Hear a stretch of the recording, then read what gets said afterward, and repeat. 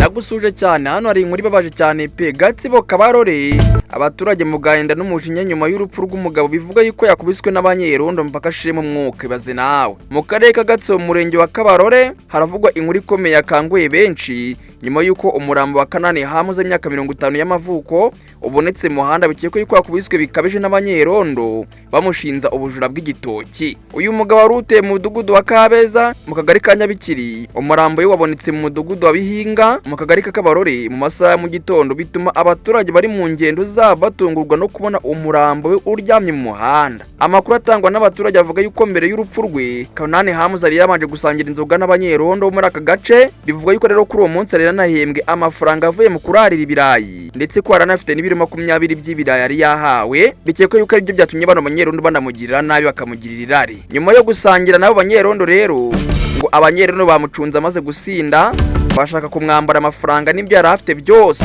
Kanani hamuze yabyanze ngo bituma batangira kumukubita bikabije mu muhanda kugeza ubwo ashize mu mwuka. Bamaze ro kubona ko atagihumeka, Abanyerondo bahise baturuka basiga umurambo mu muhanda ari n'abaturage bawusanze bukiye bwaho. Nubwo bikekwe yuko bana Abanyerondo bamuhaniye kuba ibyo gitoki, abaturage bavuga yuko ibyo ngibyo ari ibinyoma, bagashimangira ko Kanani Hassan atari umujura ahubwo ko yaba yarishwe azizwe amafaranga n'ibyo yaratunze byose. Banavuga yuko Abanyerondo muri kano gace basanzwe bazwiho ingeso zo kwambura abaturage, kubakubita no kubatoteza cyane cyane abanze kuba ibyo babasaba. Abaturage bakabare bavuga yuko bangakishijwe bikomeye n'imyitwarire y'abana Abanyerondo, bagasaba ubuyobozi ko bwabigiramo uruhare rwihuse kuko abashinzwe kubarinda ahubwo aribo babakubita bakabakomeretsa bakanabica. Kugeza ubu ngubu polisi y'u Rwanda n'urwego rw'igihugu rw'ubugenzacyaha RIB bakaba bari guhiga bukware bano Abanyerondo bakekwaho kugira uruhare muri runo rupfu kugira ngo bashyikirizwe ubutabera. Abaturage kandi basaba kuri kurupfu rwa Kanani Hamuza kwamenyekana vuba maze abagize uruhare muri urwo rugomo baganwa by'intangarugero, bityo icyizere cy'umutekano kikagaruka mu baturage. Ngaye nguko rero bino bintu bikaba byabiriye mu karere ka Gatsibo. Urumva hana Abanyerondo bacu bageze, Abanyerondo bashinzwe kurinda abaturage none aha nibo barimo kubakubita rwose bakabambura ubuzima. Wumve rwose kuntu ibintu bimeze nabi.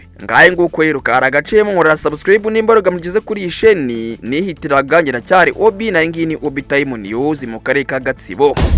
Obi Time News.